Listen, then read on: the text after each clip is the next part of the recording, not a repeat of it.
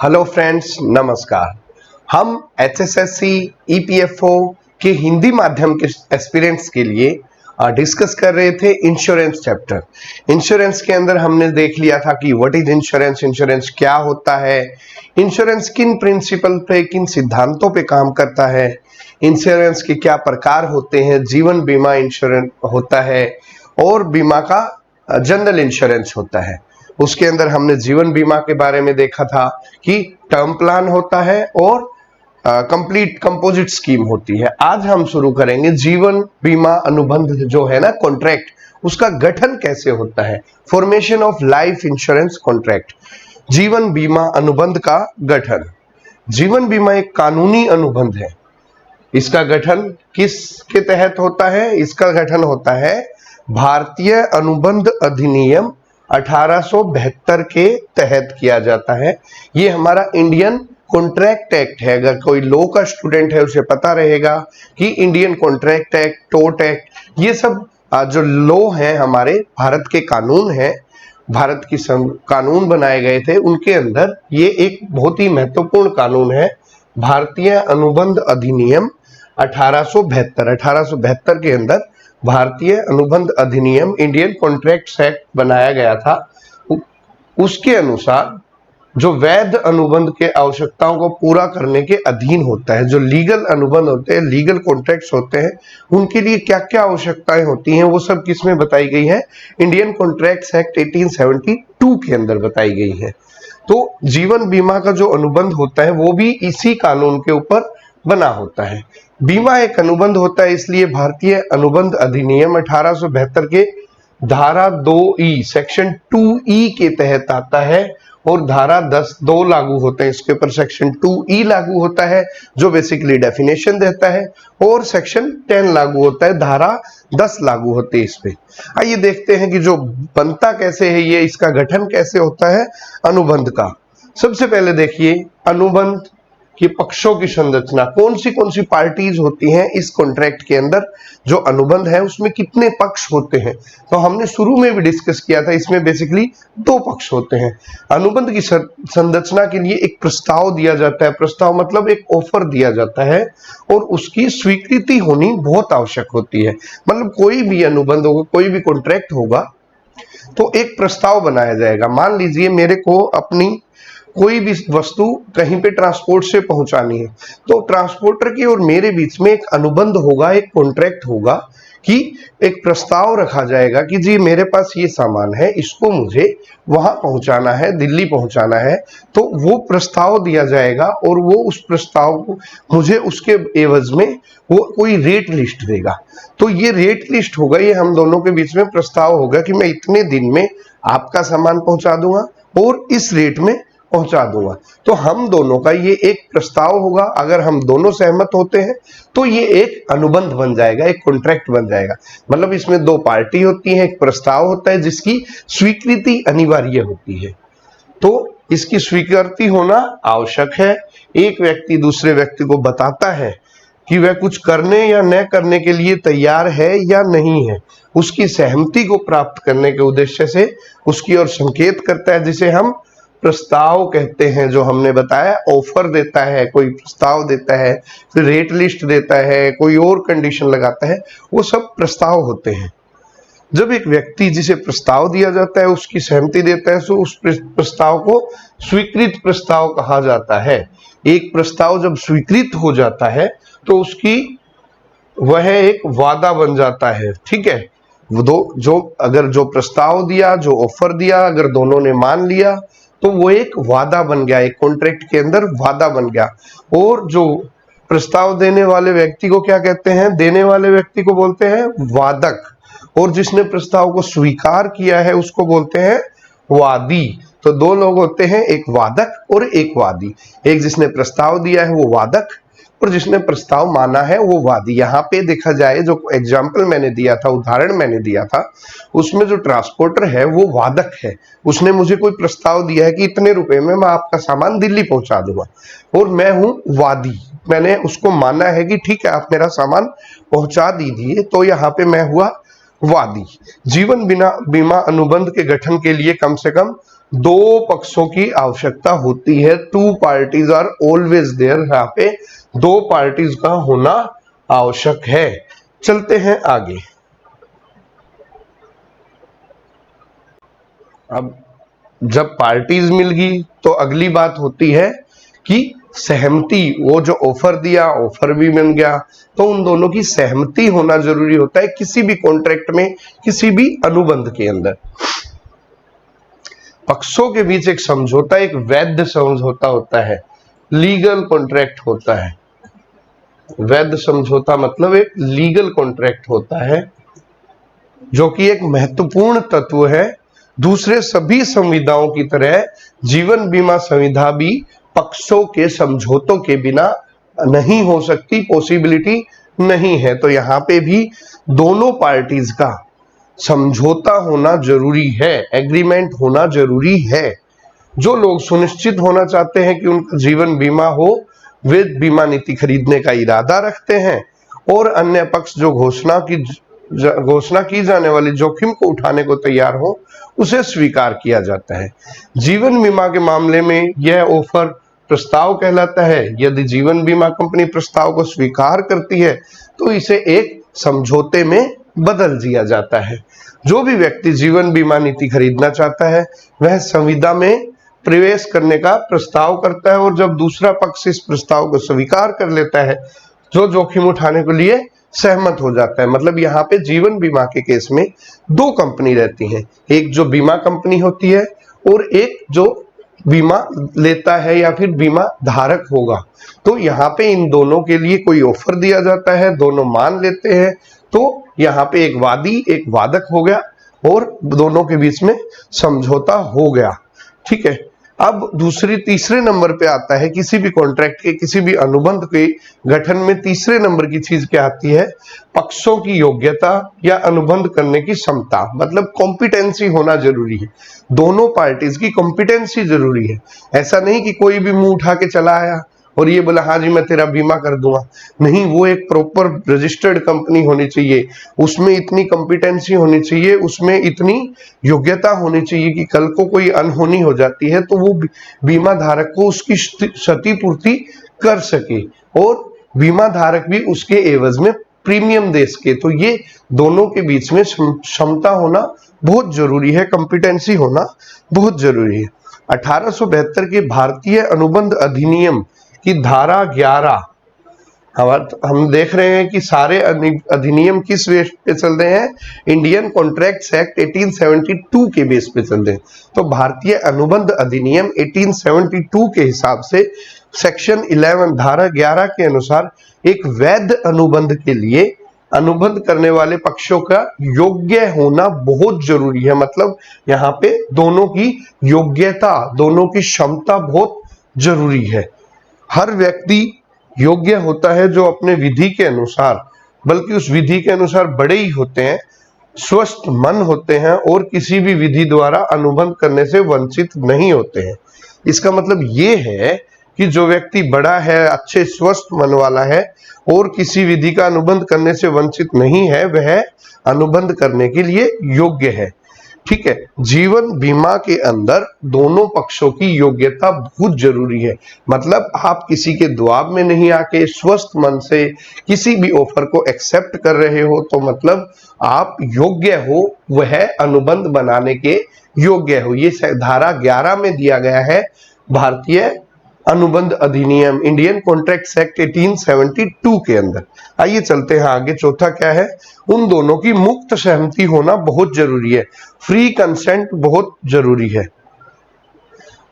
Free consent मतलब किसी के दबाव में नहीं होनी चाहिए। मुक्त सहमति एक ठीक समझौते के गठन के लिए बहुत ही आवश्यक तत्व है। मुक्त सहमति, फ्री कंसेंट मतलब वो किसी के प्रेशर में, किसी के दबाव में आके काम नहीं करना चाहिए। 1872 के भारतीय अनुबंध अधिनियम के अनुच्छेद 10 में क्या बताया गया है के अनुसार सभी समझौते मुक्त सहमति द्वारा किए जाने पर अनुबंध होते हैं। मतलब सभी समझौते के लिए मुक्त फ्रीडम जरूरी है, फ्री कंसेंट जरूरी है। अनुच्छेद 13 और अनुच्छेद 14 में सहमति और मुक्त सहमति को व्याख्यांकित किया गया है। 13 और 14 के अंदर क्या किया गया है, सहमति और मुक्त सहमति की डेफिनेशंस दी गई है, उनको इलेबोरेट किया गया है, व्याख्यांकित किया गया है। 1872 के भारतीय अनुबंध अधिनियम के अनुच्छेद 10 के हिसाब से एक वैध अनुबंध के गठन के लिए पक्षों को अपनी मुक्त सहमति से अनुबंध में शामिल होना चाहिए। सहमति तभी मुक्त मानी जाती है जब यह कार अनुचित प्रभाव, धोखे, भ्रामक या गलतफहमी के द्वारा प्राप्त नहीं हुई हो। मतलब ये जोर जबरदस्ती, दबाव किसी को प्रेशर में लेना, इन सब से मुक्त सहमति नहीं करवाई गई हो। जो कंसेंट हुई है वो फ्री कंसेंट हुई हो। एग्रीमेंट जो हुआ है वो दोनों आपस में किसी के प्रेशर में, किसी के दबाव में नहीं हुआ हो, वो अपने हिसाब से, अपनी योग्यता के हिसाब से, अपने दिमाग से, बिना किसी दबाव के, बिना किसी प्रभाव ये किया गया हो। वैध विचार, लीगल कंसिडरेशन। वैध विचार क्या होते हैं, यहाँ पे क्या होते हैं, जैसे आपको पता ही है 1872 के इंडियन कॉन्ट्रैक्ट्स एक्ट के ऊपर बेस्ड है, तो यहाँ पे इसकी लीगैलिटी बहुत जरूरी है। लीगैलिटी देखा जाए तो विचार एक ठीक कारण है जो एक ठीक काम के लिए भुगतान करने के लिए किया जाता है। यह वापस कुछ का अर्थ है, यह ठीक बनाने की कीमत होती है, यह वैध होना आवश्यक है। विचार के बिना समझौता अवैध होता है। मतलब जब तक विचार ना किया गया हो, लीगल कंसिडरेशन नहीं की गई हो, अच्छे से उसकी लीगैलिटीज ना देखी गई हो, तो कोई भी अनुबंध, कोई भी समझौता जो होता है वो वैध नहीं माना जाएगा, वो जरूरी नहीं माना जाएगा। दैट विल बी अवैध, उसको अवैध बोला जाएगा। भारतीय ठेकेदारी अधिनियम, ठेकेदारी अधिनियम है कॉन्ट्रैक्ट्स एक्ट 1872, जो हमने पहले भी दिया।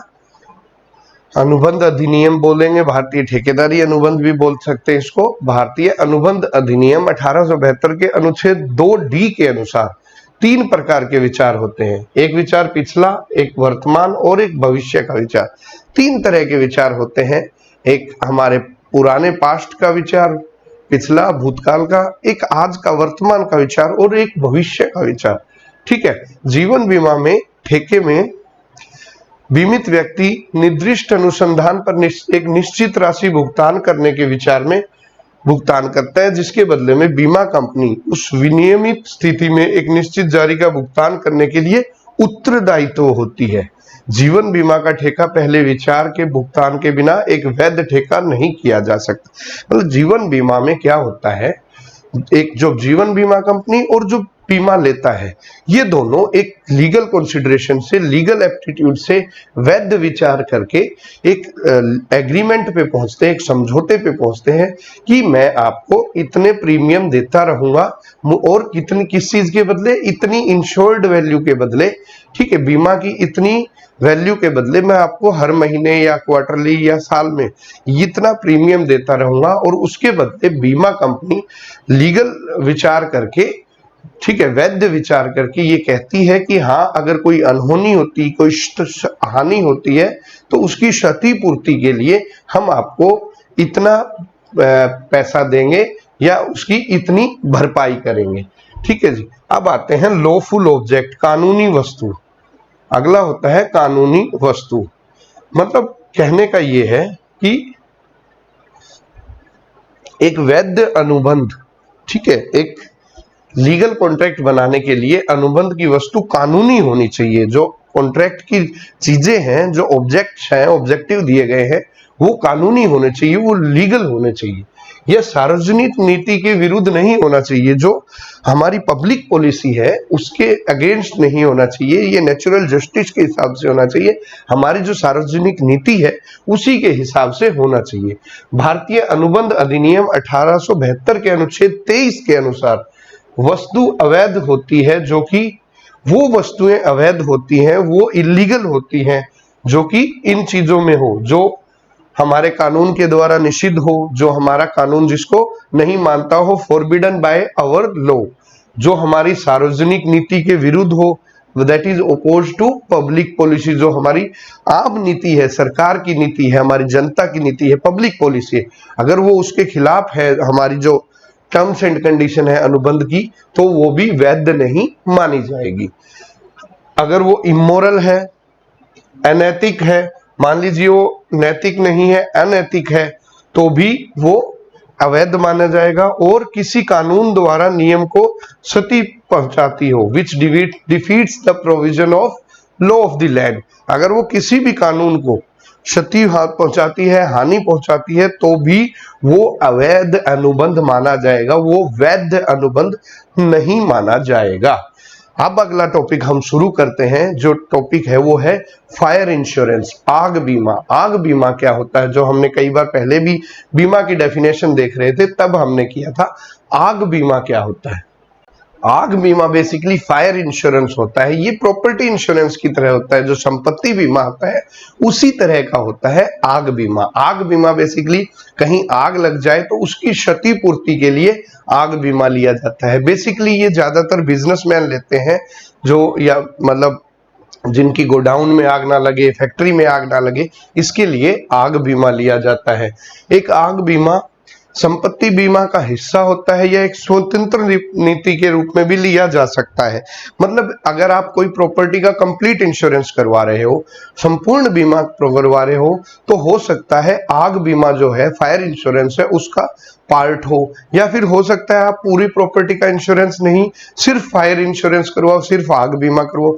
तो ये स्वतंत्र नीति में भी लिया जा सकता है और एक कंपोजिट पॉलिसी के अंदर भी लिया जा सकता है। तो आग बीमा संपत्ति बीमा का हिस्सा या एक स्वतंत्र रूप में भी खरीदा जा सकता है। यह एक संपत्ति के पुनर्स्थापन, मरम्मत या निर्माण में लागत के नुकसान के लिए मुआवजा प्रदान करता है, जो आग के कारण नुकसान हुआ है। किसी भी फैक्ट्री में, किसी भी बिल्डिंग में अगर आग के कारण नुकसान हो रहा है, तो उसकी मरम्मत करवाना या फिर उसका मुआवजा या फिर उसका पुनर्स्थापन करना, पुनर्निर्माण करना, तो उसके लिए आग बीमा लिया जाता है, फायर इंश्योरेंस लिया जाता है। क्योंकि आग से होने वाले नुकसान का अनुमान अप्रत्यक्ष होता है, हम नहीं अंदाजा लगा सकते कि कोई भी आग अगर लगी तो वो हमारे को कितना नुकसान देके जाएगी, ये अंदाजा लगाना बहुत ही मुश्किल होता है। इस नीति को स्थायी मूल्य मुआवजा के साथ जारी किया जाता है। मतलब इस नीति को बेसिकली स्थायी मूल्य, फिक्स्ड प्राइस, फिक्स्ड कॉस्ट लगा लीजिए, तो उसके हिसाब से करवाया जाता है। ये फ्लेक्सिबल नहीं किया जा सकता। आग से होने वाले नुकसान को अप्रत्यक्ष माना जाता है ना, और जो संपत्ति बीमा नीति द्वारा सेट बेस्ट स्टैंडर्ड, उच्चतम स्तर की जो स्टैंडर्ड्स होते हैं उसके हिसाब से निर्धारित की जाती है इसका मुआवजा। इसका जो मुआवजा है वो मार्केट की जो बेस्ट प्रैक्टिसेस हैं, बेस्ट स्टैंडर्ड्स हैं, उसके हिसाब से निर्धारित किया जाता है। आप आग बीमा के लिए दावा करने पर वास्तविक नुकसान या पहले से निश्चित अधिकतम राशि के रूप में समझौता की जाने वाली अधिकतम राशि का मुआवजा मिल सकता है। तो जो आपको जो आग बीमा के केस में अगर नुकसान हो जाता है, तो आपको दावा करने के लिए जो वास्तविक नुकसान हुआ है आप वो भी दिखा सकते हैं, या अगर आप लोगों के बीच में पहले से प्री डिसाइडेड कोई चीज है तो उसके हिसाब से भी आप आग बीमा का दावा कर सकते हैं। आग बीमा योजनाओं के प्रकार, कितनी प्रकार के आग बीमा होते हैं, फायर इंश्योरेंस के कितने टाइप होते हैं, आइए देखते हैं फायर इंश्योरेंस के कितने टाइप होते हैं। फायर इंश्योरेंस के बहुत से टाइप होते हैं, क्योंकि फायर इंश्योरेंस अलग अलग जगह पे अलग अलग तरीके से लिया जाता है, आग बीमा अलग अलग तरह से लिया जाता है। दावा राशि जो क्लेम अमाउंट होती है उसके लिए अस्पष्टता से बचने के लिए इस नीति में कुछ विशेष प्रकार के क्लोज दिए गए हैं। इस ऐसे प्रकार आवेदन दायर करने वाले व्यक्ति को एक्चुअल लॉस, वास्तविक नुकसान और मुआवजा राशि के बारे में अधिक स्पष्टता प्रदान करते हैं। कुछ सेक्शन दिए गए हैं, कुछ क्लोज दिए गए हैं फायर इंश्योरेंस के अंदर, आग बीमा के अंदर, जो एक्चुअल नुकसान जो हुआ है, एक्चुअल लॉस हुआ है, वास्तविक जो लॉस हुआ है, और उसके एवज में क्या मुआवजा राशि मिल सकती है, इसका बहुत ही डिटेल्ड वे में, स्पष्ट रूप में, ठीक है, क्लैरिटी देते हैं, स्पष्टता प्रदान करते हैं, और किसी भी विवाद से कोई संभावना नहीं बचती। बेसिकली कोई भी विवाद ना हो आग बीमा के अंदर, कोई विवाद ना हो इसकी संभावना नहीं छोड़ते। ये एक प्री डिसाइडेड अमाउंट डिसाइड कर लेते हैं, पहले से ही एक अमाउंट डिसाइड कर लेते हैं। व्यापारियों को यह स्पष्ट होना चाहिए कि वे किस प्रकार की नीति आवश्यक है और क्या उनके व्यावसायिक ऑपरेशन, कमर्शियल ऑपरेशन के अनुकूल है। तो जो भी बीमा लेता है, आग बीमा लेता है, फायर इंश्योरेंस लेता है, बेसिकली क्या होते हैं, व्यापारी लोग ये ज्यादा लेते हैं, तो उनको स्पष्ट होना चाहिए कि आप किस प्रकार का ऑपरेशन करते हो। क्या आप ज्वेलरी का ऑपरेशन करते हो, ठीक है, उनका जो काम धंधा है वो किस प्रकार का है, तो उसी के अनुकूल, उसी के हिसाब से उसको जो आग बीमा की पॉलिसी है, फायर इंश्योरेंस की पॉलिसी है, उसी के हिसाब से वो लेनी चाहिए। कुछ फायर पॉलिसी, कुछ आग बीमा के प्रकार हैं जो आइए हम देखते हैं। सबसे पहले है मूल्यांकन नीति। मूल्यांकन नीति या फिर वैल्यूड पॉलिसी। मूल्यांकन नीति और वैल्यूड पॉलिसी। जब दावा के लिए संपत्ति या वस्तुओं के मूल्य का निर्धारण करना बड़ा मुश्किल होता है तो मूल्यांकन नीति जारी की जाती है। उदाहरण के लिए देख लीजिए कि मान लीजिए कोई ज्वेलरी है, ठीक है, कोई पेंट है, ठीक है, या फिर कोई कलाकृति है, वो उसका रेट हर साल के हर समय तो ठीक सेम नहीं रहता, साल के सभी दिनों में स्थिर नहीं रहेगा। तो इसके लिए क्या कर देते हैं, ये पहले से ही अग्रिम में ही एक अनुमानित मूल्य को तय कर लेते हैं, पहले ही एक प्री डिसाइड कर लेते हैं कि अगर ऐसा बीमा हो गया तो हम इसके एवज में इतना पैसा देंगे, इतना मुआवजा देंगे। तो उदाहरण के लिए देखेंगे तो इस तरह के मामलों के लिए बीमा कंपनी द्वारा अग्रिम में ही अनुमानित मूल्य को तय कर लिया जाता है और बीमा करना के साथ नीति लेने के समय पे ही ये सब कुछ डिसाइड हो जाता है। अगर कोई अफसोसजनक घटना हो जाती है तो उस मामले में निश्चित मूल्य दिया जाता है, फिक्स्ड प्राइस दिया जाता है। अगर कोई घटना हो जाती है, ठीक है, तो अफसोसजनक घटना हो जाती है तो उसको वो फिक्स्ड प्राइस, वो निश्चित मूल्य जो पहले डिसाइड किया गया था वो दिया जाता है और वास्तविक नुकसान का मूल्यांकन नहीं किया जाता। आपका क्या वास्तविक नुकसान हुआ है उसका मूल्यांकन नहीं किया जाता, इसको बोलते हैं वैल्यूड पॉलिसी, मूल्यांकित नीति। यहाँ विपरीतता का सिद्धांत लागू नहीं होता, लेकिन प्रयास ये किया जाता है कि वास्तविक नुकसान के समय विवाद में ना पड़ा जाए। अगली बात देखते हैं, जो अगली नीति है वो है विशिष्ट नीति या फिर स्पेसिफिक पॉलिसी। विशिष्ट नीति, इस नीति के अंतर्गत अधिकतम भुगतान की राशि से पहले से ही निर्धारित की जाती है। दुर्घटनापूर्ण घटना के मामले में वास्तविक हानि के बराबर या निर्धारित राशि में से जो भी कम होता है वह भुगतान किया जाता है। उदाहरण के लिए मान लीजिए अगर एक फायर इंश्योरेंस पॉलिसी ले रखी थी, आग बीमा नीति ले रखी थी जो कि 2 लाख रुपए मूल्य निश्चित की गई थी और आग लगने से नुकसान हो गया 3 लाख रुपए का, तो आपको 2 लाख रुपए ही मिलेंगे, 3 लाख रुपए नहीं मिलेंगे, क्योंकि ये आपने पहले से ही प्री डिसाइडेड नीति ली हुई थी, स्पेसिफिक पॉलिसी ली हुई थी, विशिष्ट नीति ली हुई थी। और आपका नुकसान अगर 1.5 लाख रुपए हो गया और आपका फायर इंश्योरेंस पॉलिसी 2 लाख रुपए का है, तो आपको दोनों में से जो कम राशि है, नुकसान अगर 1.5 लाख हुए तो आपको 1.5 लाख रुपए मिलेगा, 2 लाख रुपए नहीं मिलेगा। जबकि वैल्यूड पॉलिसी में, मूल्यांकित नीति में आपको मूल्यांकन नहीं किया जाता, आपको जो पॉलिसी करवाई गई थी उतना ही मुआवजा मिलता है। यहाँ पे अगर 1.5 लाख के बराबर होती है तो पूरी राशि यानी 1.5 लाख का भुगतान किया जाएगा। अगला जो नीति है वो उसको बोलते हैं औसत नीति। औसत नीति के हिसाब से क्या होता है, औसत नीति को हम एवरेज पॉलिसी भी बोल देते हैं। एवरेज पॉलिसी के हिसाब से क्या होता है, अक्सर आवेदक सुरक्षित राशि को संपत्ति के मूल्य से कम में पसंद करते हैं। ऐसे मामलों में बीमा कंपनी सुरक्षित वस्तु की कम कीमत से कम राशि में औसत क्लोज लागू करती है। मतलब करेक्ट जो एक्चुअल अलॉस नहीं लगाते, वो क्या करते हैं भाई, प्रीमियम कम भरना पड़े इसलिए एक एवरेज वैल्यू का पॉलिसी ले लेते हैं, औसत भाई हाँ इतने लाख का तो माल रहता है, तो फायर इंश्योरेंस पॉलिसी जो ले लेते हैं वो एक एवरेज वैल्यू में ले लेते हैं। एग्जैक्ट वही हाँ मेरे 5,23,749 रुपए का सामान पड़ा है, इस वे में नहीं लेते। हाँ भाई 10 लाख रुपए का सामान होगा, 10 लाख की नीति ले ले भाई, तो 10 लाख रुपए की पॉलिसी ले लेते हैं फायर इंश्योरेंस की। और इस मामले में जैसे कि उदाहरण के लिए देख लीजिए, अगर आपकी दुकान या दुकान के भीतर 20 लाख रुपए का सामान है, जो सामान है, लेकिन आपने सिर्फ 10 लाख रुपए का बीमा ले रहे हैं, तो इस स्थिति में अगर आग लग जाती है और सब कुछ तहस नहस हो जाता है, तो बीमा कंपनी आपको औसत नीति के क्लोज के हिसाब से सिर्फ 10 लाख रुपए ही देगी। वो टोटल लॉस जो 20 लाख का हुआ है वो 20 लाख नहीं देगी, क्योंकि आपने एक एवरेज पॉलिसी करवाई थी कि जी साल के ऐसे ऐसे दिनों में 10 लाख रुपए का सामान तो रहता ही रहता है, लेकिन अगर अफसोसजनक घटना में 20 लाख रुपए का नुकसान हो जाता है तो भी आपको औसत नीति के हिसाब से 10 लाख रुपए ही मिलेंगे। अब आती है फ्लोटिंग पॉलिसी। फ्लोटिंग पॉलिसी में क्या होता है, मान लीजिए कई बार क्या है, बड़े बड़े व्यवसायी होते हैं, बड़े बड़े दुकानदार होते हैं, बड़े बड़े व्यापारी होते हैं, उनकी एक जगह पे नहीं होती, कई गोदाम होते हैं, कोई यहाँ है गोदाम, कोई वहां है, ठीक है, अलग अलग एक शहर में ही अलग अलग जगह पे कई गोदाम होते हैं, कई दुकानें होती हैं। तो अब हर गोदाम का अलग अलग इंश्योरेंस ले, उसके जो भी सामान है उसकी वैल्यू डिक्लेयर करे, ऐसा व्यापारियों के लिए पॉसिबल करना नहीं होता।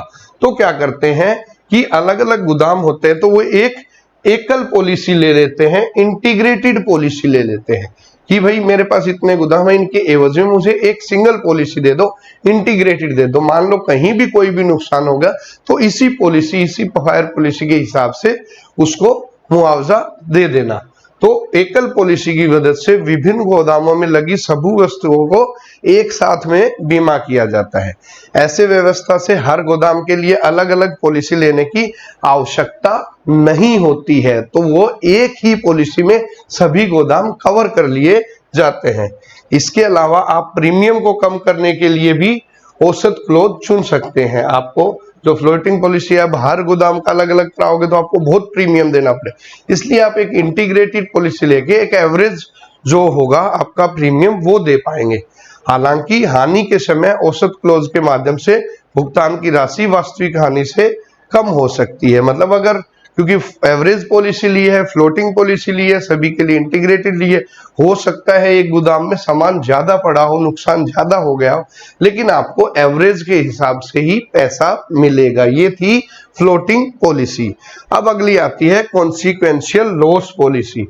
कॉन्सिक्वेंशियल लॉस पॉलिसी में क्या होता है, आग से होने वाला हानि केवल उस बीमित व्यक्ति को ही नुकसान नहीं पहुंचाता, आपकी फैक्ट्री में पड़ी महत्वपूर्ण मशीनरी खो सकती है और आग के बाद कई सप्ताह महीनों तक उत्पादन रुक सकता है। उत्पादन का नुकसान व्यापार की हानि ही होता है। ऐसे हानि का मुआवजा कॉन्सिक्वेंशियल लॉस पॉलिसी के तहत मांगा जा सकता है। जिस व्यवसाय में नियमित उत्पादन महत्वपूर्ण होता है उसे इस प्रकार की हानि के लिए मुआवजे के लिए आमतौर पर कॉन्सिक्वेंशियल लॉस पॉलिसी लेना चाहिए। ऐसा है कि इसके हिसाब में क्या है, अगर आप कहीं की फैक्ट्री में कहीं आग लगी और उस वजह से महत्वपूर्ण मशीन जो थी, जो आप प्रोडक्शन में यूज करते थे, वो भी खराब होगी, जल गई, और अब अगले ही दिन सुबह तो आप नहीं ले पाओगे मशीन, उसके लिए आपको प्रॉपर सेटअप करना पड़ेगा, प्रॉपर एक प्रोसीजर फॉलो करना पड़ेगा। तो इसी बीच आपका जो प्रोडक्शन था वो रुक गया, आपका प्रोडक्शन रुक गया तो आपका व्यापार में हानि होगी, वो क्या पता 10 दिन लग जाए उसको दोबारा सेटल होने में। तो ये आप इस पॉलिसी के तहत, कॉन्सिक्वेंशियल लॉस पॉलिसी के तहत, वो उस मुआवजे का भी, मेरे 10 दिन का ये नुकसान हुआ है, उस मुआवजे की भरपाई के लिए भी आप दावा कर सकते हैं। तो ये था आग पॉलिसी, फायर इंश्योरेंस के सारे टाइप्स। हमने फायर इंश्योरेंस देख लिया, अब आगे हम देखेंगे मरीन इंश्योरेंस, ठीक है, जो समुद्र से रिलेटेड व्यापार में बीमा होता है उसको बोलते हैं मरीन इंश्योरेंस। तो आगे हम देखेंगे मरीन इंश्योरेंस। आइए अब देखते हैं मरीन इंश्योरेंस, मरीन बीमा। मरीन बीमा नुकसान भरपाई का एक ऐसा करार होता है, एक ऐसा संबंध होता है जो कि जो समुद्र के रास्ते हम व्यापार करते हैं, इंपोर्ट एक्सपोर्ट करते हैं, अगर उसमें कोई नुकसान हो जाता है, उसकी भरपाई के लिए जो बीमा यूज किया जाता है उसे हम बोलते हैं मरीन इंश्योरेंस, मरीन बीमा। ये बेसिकली आपने इंपोर्ट एक्सपोर्ट की कुछ टेक्निकल टर्म्स होती हैं, जैसे कि country of origin, country of origin जो कि मूल देश होता है जहां से सामान निर्यात किया जाता है, जहां से हमें सामान को आयात करना है, ठीक है, और वो सामान निर्यात होके जाएगा किस देश में, जिस देश में जाएगा गंतव्य देश या लक्ष्य भूमि, जिसको बोलेंगे हम land of destination. Land of destination ये टेक्निकल टर्म है इंपोर्ट एक्सपोर्ट की। लक्ष्य भूमि तक जो सामान ले जाता है उस सामान की सुरक्षित रहने की जो बीमा करवाया जाता है, उसकी नुकसान ना हो, अगर नुकसान होता है तो उसकी भरपाई हो, मुआवजा हो, उसको हम बोलते हैं मरीन इंश्योरेंस। मरीन बीमा जहां जहां दोनों स्थानों, मूल स्थान और गंतव्य के बीच सामान को स्थानांतरित किया जाता है, उसके लिए स्थानांतरित किया जाता है, प्राप्त किया जाता है या रखा जाता है, तो वहां पे जहाज, माल या फिर टर्मिनल का नुकसान या हानि होता है, या फिर कोई अन्य वाहन इस्तेमाल किया जाता है, उन सब चीजों को कवर करता है। मतलब सिर्फ सामान को कवर नहीं करता, जहाज को भी कवर करता है हमारी पॉलिसी में मरीन। अगर जहाज को कोई नुकसान हो गया वो भी कवर है, उसके अंदर रखे सामान को कोई नुकसान हो गया वो भी इसके अंदर कवर्ड है। फिर उसके अब जहां पे टर्मिनल, जिस टर्मिनल पे वो आया, सामान रखा गया, ठीक है, उस टर्मिनल के ऊपर कोई क्षति होगी तो उसकी क्षति पूर्ति के लिए भी मरीन इंश्योरेंस किया जा सकता है। या फिर लोडिंग अनलोडिंग में कोई और व्हीकल यूज किया गया और वाहन यूज किया गया, उसकी उन चीजों को भी कवर करता है। कौन कवर करता है? मरीन इंश्योरेंस, मरीन बीमा। इस शब्द की उत्पत्ति जब पक्षों ने, दो पक्ष होते हैं इसके अंदर भी, समुद्र के माध्यम से जब सामान बेचना शुरू किया था, जैसा कि नाम से ही पता चलता है मरीन, ठीक है, मरीन बीमा सभी वाहनों के लिए लागू होता है। उदाहरण के लिए जब सामान वायु मार्ग से आता है तो हम बीमा को क्या बोलते हैं? हवाई कार्गो बीमा, एयर कार्गो इंश्योरेंस। इसी तरह जब मरीन से आता है, समुद्र से आता है, तो हम उसको बोलेंगे मरीन इंश्योरेंस। मरीन बीमा कई आयात और निर्यात व्यापार प्रक्रियाओं को में आवश्यक होता है। नियमों को स्वीकार करते हुए बीमा के तहत वस्तु के भुगतान के लिए दोनों पक्षों की जिम्मेवारी होती है। हालांकि मरीन बीमा का विषय अनुबंधीय दायित्व से आगे बढ़ता है और निर्यात भार को भेजने से पहले इसे खरीदने के लिए कुछ वैध तर्क होते हैं। मतलब ये सिर्फ एक करार अनुबंध नहीं होता, इससे भी आगे बढ़ के कुछ कंडीशन होती हैं, कुछ लीगल कंसेंट होती हैं, लीगल एग्रीमेंट होते हैं, जो इसके अंदर सिर्फ निर्यात भार को कवर नहीं करना, इसके खरीदने से पहले मतलब जो भेजने से पहले ही करवाया जाता है ये इंश्योरेंस। गतिरोध में सामान को तीनों पक्षों में से कोई भी बीमित करवा सकता है। मतलब तीन पक्ष जो होते हैं उनमें से कोई भी बीमित करवा सकता है। फॉरवर्डिंग एजेंट भी इसको बीमा करवा सकता है। मतलब जो कैरियर C&F होते हैं, करियर एंड फॉरवर्डिंग एजेंट होते हैं, जो कस्टम्स पे बैठे रहते हैं, यहाँ पे कस्टम एजेंट भी होते हैं जो सामान लाने और आयात निर्यात में मदद करते हैं व्यापारियों की, ठीक है, पूरी कागज कार्रवाई करने में, तो उनको बोलते हैं फॉरवर्डिंग एजेंट। एक्सपोर्टर भी बीमा करवा सकता है और इंपोर्टर भी बीमा करवा सकता है। तो इन तीनों पक्षों में से कोई भी बीमा करवा सकता है। और इसी संदर्भ में लागू किया गया था मरीन बीमा अधिनियम 1963।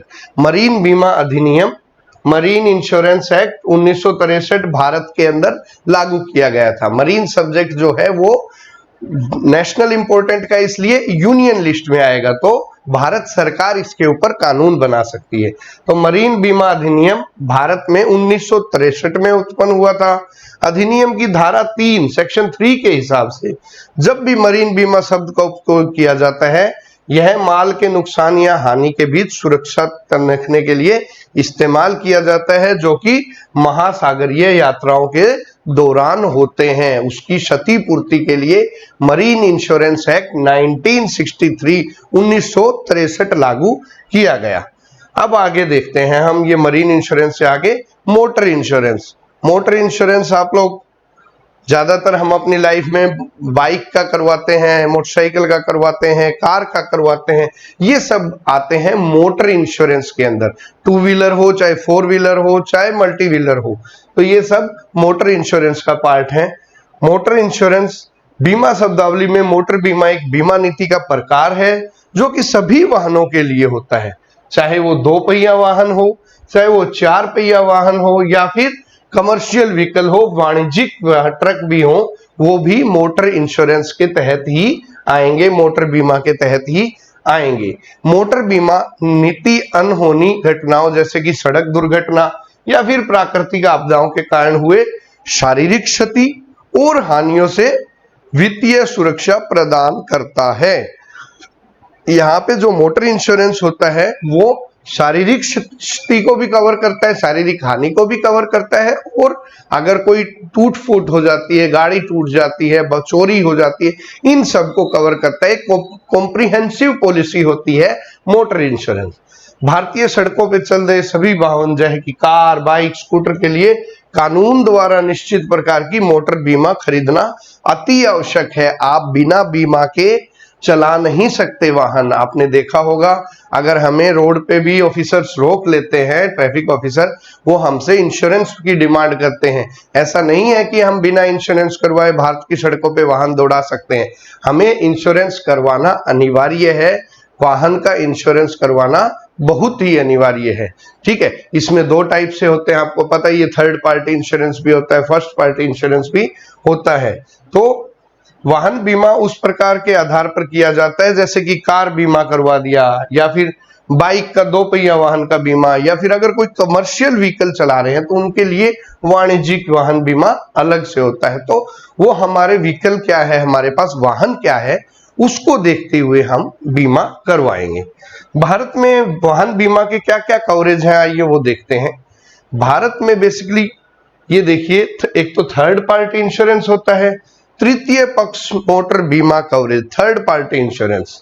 यदि आप और आपकी गाड़ी दुर्घटना के कारण या कारक है, या तो आपकी गाड़ी कारण है या फिर कारक है, भाई आपकी गाड़ी दुर्घटनाग्रस्त, या तो आपने किसी को दुर्घटना की है या आपकी गाड़ी दुर्घटनाग्रस्त हुई है, तो यह कवरेज दुर्घटना के तृतीय पक्ष या पीड़ित को फायदा पहुंचाता है। जैसा कि नाम से पता है, ये थर्ड पार्टी को हेल्प करने के लिए, थर्ड पार्टी को मुआवजा देने के लिए जो इंश्योरेंस करवाया जाता है वो थर्ड पार्टी इंश्योरेंस या तृतीय पक्ष मोटर बीमा कवरेज बोलते हैं।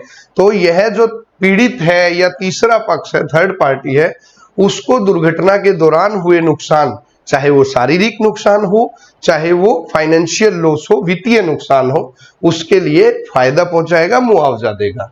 इस प्रकार का मोटर बीमा नीति आपको कोई वित्तीय लाभ प्रदान नहीं करता। मान लीजिए बाइक चला रहे हैं और आपकी बाइक से किसी का एक्सीडेंट हो गया और उसमें उसकी बाइक भी टूट गई, आपकी बाइक भी टूट गई, तो ये जो थर्ड पार्टी इंश्योरेंस अगर आपने करवाया है तो उसकी बाइक की भरपाई तो इंश्योरेंस कंपनी करेगी, लेकिन आपकी बाइक की भरपाई नहीं करेगी ये, क्योंकि ये सिर्फ और सिर्फ थर्ड पार्टी को कवरेज करता है। अब अगली पॉलिसी देखते हैं, कॉम्प्रिहेंसिव व्हीकल इंश्योरेंस कवरेज। ये है संपूर्ण वाहन बीमा कवरेज। कॉम्प्रिहेंसिव पॉलिसी होती है जिसके अंदर फर्स्ट पार्टी और थर्ड पार्टी दोनों कवर होती हैं। इस प्रकार का वाहन बीमा वाहन के हानि या चोरी होने से मामले में वित्तीय हानि से मालिक को बचाता है। अधिकतम मामलों में एक संपूर्ण बीमा नीति तृतीय पक्ष बीमा कवर भी कवर करती है। जो यहाँ पे क्या है, फर्स्ट पार्टी तो कवर करती है, थर्ड पार्टी भी कवर करती है। यह तृतीय पक्ष बीमा एक अतिरिक्त हिस्सा भी माना जा सकता है। मतलब कॉम्प्रिहेंसिव पॉलिसी वो होती है जिसमें फर्स्ट पार्टी भी होगी और थर्ड पार्टी भी उसके अंदर कवर होगी।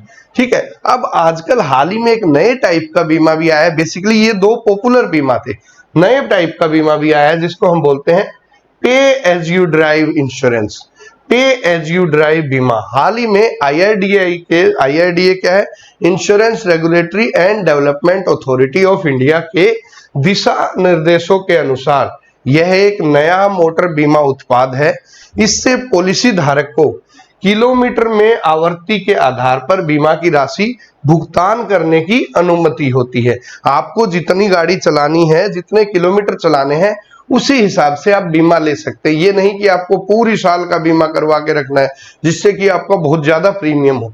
आपको अगर गाड़ी कम चलानी है तो पे एज यू ड्राइव का बीमा ले लीजिए। जितनी चलानी है, आपको मान लो 500 किलोमीटर का बीमा लेना है तो उसमें किलोमीटर लिखा जाएगा कि 5001 से 5550 या 5500, 5500, 500 किलोमीटर का बीमा तो पे एज यू ड्राइव के तहत आपको जितनी आपको यूज करना है गाड़ी का, उतना ही बीमा आप ले सकते हैं। पॉलिसी की अवधि के दौरान बीमा की राशि खरीदने के समय उसी आधार पर प्रीमियम निर्धारित किया जाता है जो बीमित व्यक्ति के द्वारा अपेक्षित की गई दूरी के आधार पर निर्धारित करते हैं। मतलब जितनी दूरी का बीमा लेना है, जितने किलोमीटर का बीमा लेना है, आप उसी किलोमीटर का बीमा ले सकते हैं।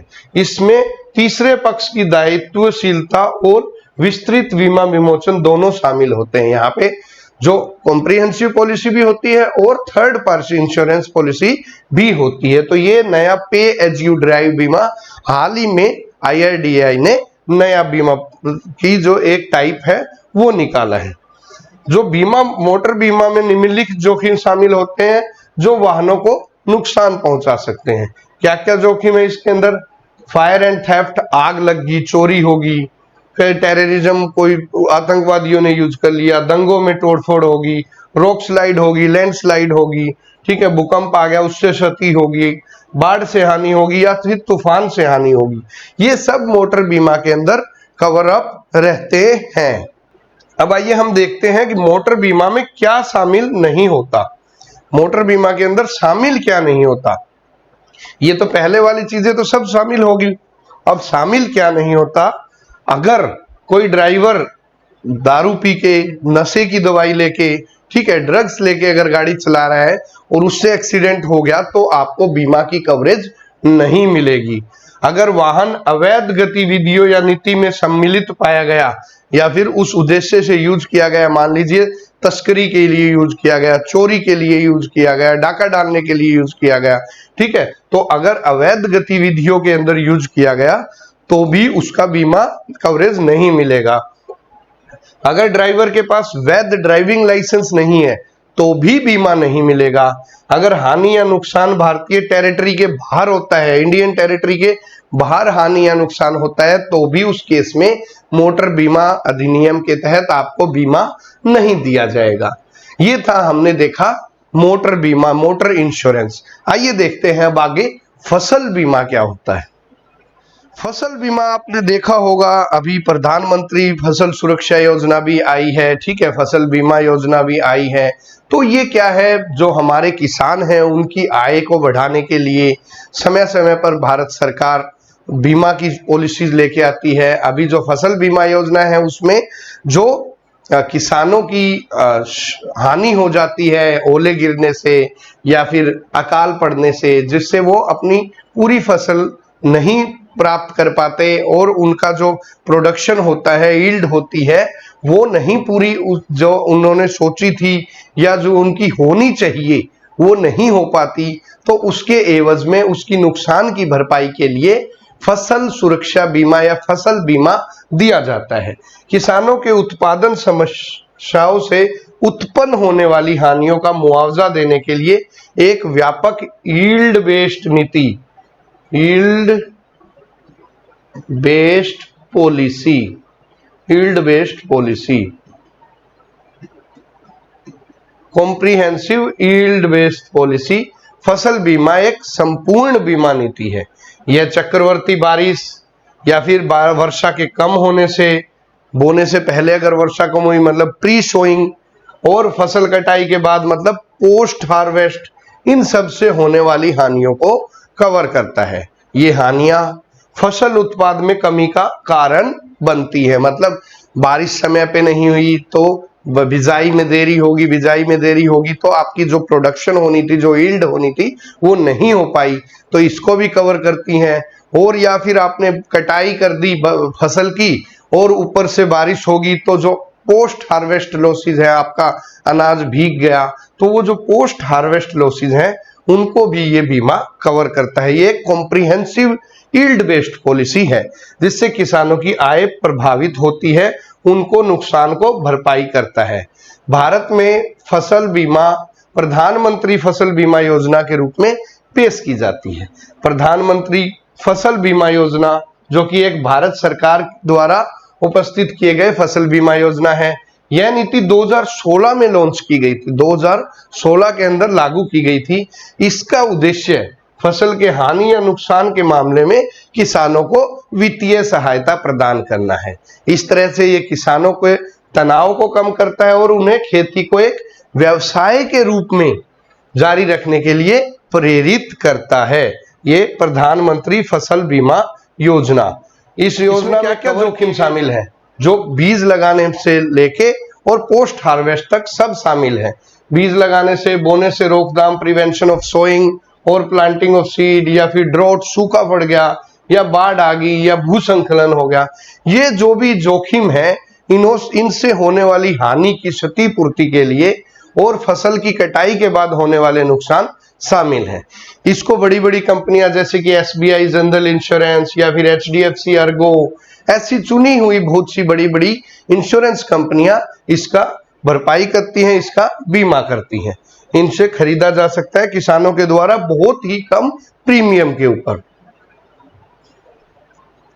फसल बीमा को बेसिकली 3 प्रकार से वर्गीकृत किया गया है, 3 प्रकार से विभाजित किया गया है। कौन सा होता है? सबसे पहले होता है एकाधिक पेरेल फसल बीमा, मल्टीपल पेरिल क्रॉप इंश्योरेंस।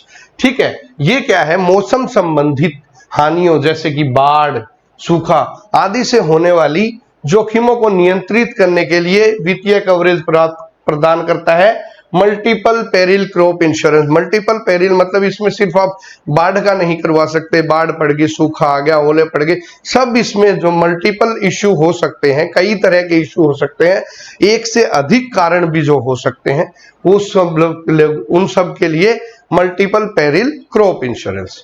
फिर एक्चुअल प्रोडक्शन हिस्ट्री, वास्तविक उत्पादन इतिहास, मान लीजिए तो तूफान, ओले, कीट आदि के कारण होने वाले हानियों को ये कवर करता है और यह निःशुल्क आंकड़ों और वास्तविक अंतर के लिए भी कवरेज प्रदान करता है। मतलब ये एक्चुअल प्रोडक्शन हिस्ट्री देखता है कि एक्चुअल में इस एकड़ में कितना प्रोडक्शन होता था और अब किसी भी नुकसान से, कीटों की वजह से, कोई और बीमारी आने की वजह से जो प्रोडक्शन नहीं हो पाया, उसकी भरपाई के लिए ये एक्चुअल प्रोडक्शन हिस्ट्री का इंश्योरेंस उसको देखता है।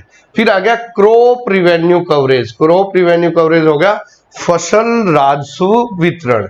यह सिर्फ फसल उत्पादन के आधार पर नहीं बल्कि उत्पादन से कुल राजस्व पर आधारित है। उत्पादन से कुल उत्पन्न राजस्व मतलब जो फसल का उत्पादन होने से हमारे जो रिवेन्यू है उसके ऊपर कितना असर पड़ता है, उसके ऊपर बेस्ड है। यदि फसल की कीमत में गिरावट होती है तो यह फसल बीमा इस तरह के भेदों को कवर करता है। मतलब जो आपने एक बीमा है हरियाणा के अंदर भावांतर भरपाई योजना, जो भावांतर भरपाई योजना है वो इस तरह का क्रॉप रिवेन्यू कवरेज टाइप का बीमा है। भावांतर भरपाई योजना में क्या है, जो आपका रेट होना चाहिए, अगर उससे रेट मार्केट में कम मिलता है तो उसकी जो भरपाई करने के लिए सरकार आपको जो मुआवजा देगी उसको हम भावांतर भरपाई योजना के तहत कहते हैं। वो फसल राजस्व वितरण बीमा के अंदर कवर किया जाता है। फसल बीमा नीति के तहत निम्नलिखित फसल हानि के चरणों को कवर किया जाता है। कौन से चरणों में कवर किया जाता है? ये स्थानिक आपदाएं, अगर कोई ऐसी है जो स्थानिक आपदाएं हैं, लोकल जो इश्यूज हैं जैसे कि ओले पड़ गए, ठीक है, या फिर बारिश होगी या कीट आ गए या बराबरी के फायदों से प्रभावित होने वाले खेतों में जो हानि होती है उसको कवर करने के लिए ये बीमा लिया जा सकता है। ऐसी हानि बुआई के दौरान जो जोखिम आ गए, बुआई के दौरान जो कमियां आ गई, ये ठीक है, अग्रिम मौसमी शर्तों के कमी या विपरीत मौसम के कारण बुआई होना या बुआई ना होना या बुआई होने में समस्या पैदा होना, इसको कवर करता है। फिर आती है खड़ी फसल हानि।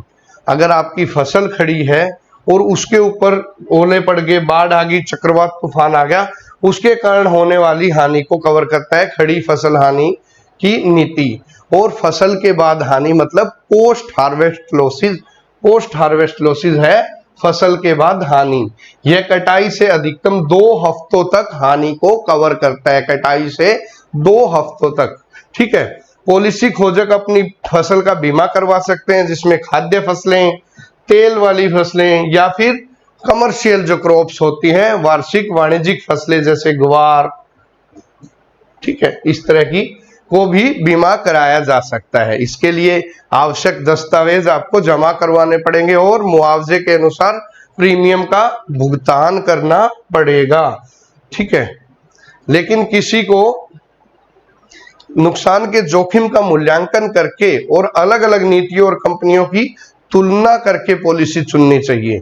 विभिन्न कारकों जैसे कि फसल के प्रकार, उसका स्थान, क्षेत्र में होने वाली आपदाएं, ठीक है, उसके इतिहास, जो आपके उत्पादन का इतिहास है, प्रोडक्शन हिस्ट्री, उनके आधार पर जो बीमित राशि है वो निर्धारित की जाती है। जो प्रीमियम है वो निर्धारित किया जाता है कंपनियों के द्वारा। फसल के नुकसान के मामले में बीमित को आपदा के 72 घंटे के भीतर बीमा कंपनी या स्थानीय कृषि विभाग को सूचित करना होगा। आपको 72 घंटे के अंदर अंदर जो लोकल आपका एग्रीकल्चर डिपार्टमेंट है, कृषि विभाग है, उसको या फिर बीमा कंपनी को बताना होगा कि मेरे यहाँ पे ओलावृष्टि से या फिर तूफान आने से या फिर आंधी आने से यहाँ पे मेरे फसल में नुकसान हो गया है, सो दैट वो उसका आंकलन करके आपको जो मुआवजा मिल रहा है उसकी प्रक्रिया को शुरू कर सकें। फसल बीमा के अंतर्गत दावे को स्थानीय हानियों, फसल कटाई से पूर्व नुकसान, मध्य सीजन क्लेश और व्यापक आपदाओं के आधार पर किया जाता है। इसलिए मौसम और हेक्टेयर प्रति उत्पादन जैसे कारकों को लेकर भुगतान की गणना की जाती है। आइए अब देखते हैं अगला topic, insurance intermediaries. Insurance intermediaries बोलते हैं बीमा के जो मध्यस्थ कारक होते हैं उनको बोलते हैं इंश्योरेंस इंटरमीडियरीज। इंश्योरेंस इंटरमीडिएटरीज जो बीमा मध्यस्थ, वो व्यक्ति या संस्थाएं होती हैं। ये व्यक्ति भी हो सकते हैं जैसे कि इंश्योरेंस एजेंट, ये संस्थाएं भी होती हैं जैसे कि इंश्योरेंस ब्रोकिंग फर्म जो होती हैं, जो बीमा कंपनियों और बीमा धारकों के बीच मध्यस्थता का काम करते हैं, एक मीडिएशन का काम करते हैं। बीमा कंपनियां तो हर आदमी के पास नहीं जा सकती, इसलिए वो एजेंट छोड़ते हैं, बीच के अंदर डिस्ट्रीब्यूटर छोड़ते हैं। तो उन दोनों के बीच में जो मध्यस्थता का काम करते हैं वो होते हैं इंश्योरेंस इंटरमीडियरीज, जो कि हम बीमा मध्यस्थ व्यक्ति या संस्थाएं, ठीक है, उनका काम होता है कि वे बीमा धारकों को सही प्रकार के बीमा प्रोडक्ट का चयन करने में मदद करें और उनकी जरूरतों को समझें और उन्हें प्रीमियम के बारे में सलाह दें, और अगर कोई नुकसान होता है तो उनकी क्लेम प्रक्रिया को सुचारू रूप से संचालित करने में मदद करें। ठीक है, इनका क्या काम होता है, उनको सही बीमा चुनने में मदद करें, उससे उसकी जो टर्म्स एंड कंडीशन है वो बताएं, उनका क्या प्रीमियम होगा उसके बारे में सलाह दें, अगर उनको कोई नुकसान होता है, हानि होती है, तो उसकी क्षतिपूर्ति के लिए जो क्लेम करने की प्रक्रिया है उसको भी सुचारू रूप से बताएं। अब बातें देखते हैं इंश्योरेंस एजेंट, बीमा एजेंट। बीमा एजेंट के साथ तो आप लोगों का सभी का पाला पड़ ही चुका होगा, कभी ना कभी कोई ना कोई बीमा एजेंट का फोन आता है, बीमा करवा लीजिए, लाइफ इंश्योरेंस करवा लीजिए, हेल्थ इंश्योरेंस करवा लीजिए। तो बीमा एजेंट वो व्यक्ति होता है जो बीमा कंपनियों के उत्पादों को बेचता है, प्रचार प्रसार करता है और उन्हें बेचता है। यह बीमा के विभिन्न प्रकारों के बारे में जानकारी देता है और ग्राहकों को जरूरतों और बजट के अनुसार बीमा चुनने की सलाह देता है। एक एजेंट जो जीवन बीमा कंपनी और सामान्य बीमा कंपनी दोनों का प्रतिनिधित्व करता है उसे बोलते हैं संयुक्त बीमा एजेंट, कंपोजिट इंश्योरेंस एजेंट, जो कि लाइफ इंश्योरेंस के प्रोडक्ट भी बेचता है और जनरल इंश्योरेंस के प्रोडक्ट भी बेचता है, उसको बोलते हैं कंपोजिट इंश्योरेंस एजेंट। मतलब आपको गाड़ी का बीमा करवाना है तो भी उसके पास जाओ, अगर अपना लाइफ इंश्योरेंस करवाना है तो भी उसके पास जाओ, तो ऐसे एजेंट को बोलेंगे कंपोजिट इंश्योरेंस एजेंट। अब एजेंट बनने की क्या प्रक्रिया होती है ये देखते हैं। जो लोग इंश्योरेंस एजेंट बनना चाहते हैं उन्हें भारतीय इंश्योरेंस नियामक और विकास प्राधिकरण IRDAI insurance regulatory and development authority of India से के पोर्टल के माध्यम से ऑनलाइन रजिस्टर करना होगा। उनको ऑनलाइन रजिस्ट्रेशन करना पड़ेगा IRDA की वेबसाइट पे। उसके बाद उसको पंजीकरण के लिए जो रजिस्ट्रेशन के लिए फॉर्म भरना पड़ेगा, अपने डॉक्यूमेंट अपलोड करने पड़ेंगे और इंटरनेट के माध्यम से जो भी फीस है, जो भी शुल्क है, उसका भुगतान करना भी अनिवार्य है। पंजीकृत होने के बाद आवेदक को इंश्योरेंस एजेंट एग्जामिनेशन एक एग्जाम होता है, ठीक है, उसकी तारीख, परीक्षा की तारीख और समय की सूचना मेल से या फिर अन्य किसी तरीके से मोबाइल में मैसेज करके दे दी जाएगी। इंश्योरेंस एजेंट बनने के लिए क्या लगता है, इसे समझने के लिए, मदद करने के लिए IRDA की वेबसाइट पे भी अध्ययन सामग्री उपलब्ध है, स्टडी मटेरियल उपलब्ध है। इस स्टडी मटेरियल को अंग्रेजी, गुजराती, तमिल, हिंदी, मलयालम, मराठी, तेलुगु, कन्नड़ किसी भी भाषा में उपलब्ध करवाया जा सकता है। अगर आप IRDAI के प्री लाइसेंसिंग परीक्षा को पास कर देते हैं, प्री लाइसेंस मिलने से पहले की जो परीक्षा होती है उसको बोलते हैं प्री लाइसेंसिंग परीक्षा। अगर उसको पास करके आप अपने नेसेसरी डॉक्यूमेंट, दस्तावेजीकरण को पूरा कर लेते हैं, उसके बाद आपको ऑनलाइन ट्रेनिंग के लिए आप आवेदन कर सकते हैं। मतलब आपने प्री लाइसेंसिंग एग्जाम पास कर लिया, उसके बाद जो रिक्वायर्ड डॉक्यूमेंट थे, दस्तावेज थे, वो आपने दे दिए। वो पूरा होने के बाद आप आवेदन कहाँ कर सकते हैं, ऑनलाइन ट्रेनिंग के लिए आवेदन कर सकते हैं। और एक जब ऑनलाइन ट्रेनिंग हो जाती है कि अब स्पष्ट हो जाता है कि अब आप एजेंट के रूप में काम करने के लिए प्रमाणित हो गए हैं। एजेंट बनने के लिए लगभग ये 60 दिनों का प्रोसेस रहता है जब से आप रजिस्टर्ड होते हैं। भारत में बीमा एजेंट का लाइसेंस रद्द या निलंबित करने के लिए निम्नलिखित कार्रवाई की जा सकती है। मतलब आप ये तो एजेंट बनने का था, लेकिन अगर बनने के बाद अगर आप में कोई दिक्कत आती है, मतलब आपका लाइसेंस कैंसिल भी हो सकता है, आपका एजेंट का जो रजिस्ट्रेशन है वो भी कैंसिल हो सकता है। क्यों हो सकता है? अगर आप अवैध या नियमों का उल्लंघन करते हैं, बीमा आयोग द्वारा आवश्यकता होने पर अगर बीमा आयोग को लगता है कि हमें इतने एजेंट नहीं चाहिए तो भी हो सकता है। अगर आपके लाइसेंस की अवधि खत्म हो गई और आपने रिन्यूअल नहीं करवाया, नवीनीकरण नहीं करवाया, तो भी आपका कैंसिल हो सकता है लाइसेंस। या फिर आपने गलत जानकारी दी, आवेदन पत्र में गलत या कम जानकारी दी, अपर्याप्त जानकारी दी, तो भी आपका रजिस्ट्रेशन कैंसिल हो सकता है। गैर ईमानदारी या भ्रष्टाचार से अगर आपने काम किया तो भी आपका लाइसेंस कैंसिल हो सकता है। और अगर बीमा निगम के साथ अगर आप विवादों में शामिल हो गए, IRDAI के साथ आप विवाद में शामिल हो गए, ठीक है, तो भी आपका लाइसेंस कैंसिल हो सकता है। लाइसेंस रद्द या निलंबित करने से पहले एजेंट को एक समय सीमा दी जाती है। Principle of natural justice follow किया जाता है। आपको एक समय सीमा दी जाती है, उस समय सीमा के अंदर आपको अपना समाधान और सुधार करने के लिए आपको एक मौका मिलेगा और उसके बाद फैसला लिया जाएगा कि आपका लाइसेंस रद्द करना है या नहीं, और उसके लिए बाद आपको नए लाइसेंस के लिए अप्लाई करना पड़ेगा। अब इसकी जो कार्य संहिता है उसके लिए कोड ऑफ कंडक्ट जारी किया गया था। कार्य संहिता के लिए कोड ऑफ कंडक्ट जारी किया गया था। किसके तहत जारी किया गया था? ये insurance regulatory and development authority of India licensing of insurance agent regulation 2000, ये 2000 वर्ष 2000 में ये लागू किया गया था। IRDAI licensing of insurance agent regulations 2000। प्रत्येक व्यक्ति जिसके पास एक लाइसेंस है उसे निम्नलिखित कार्य संहिता का पालन करना चाहिए।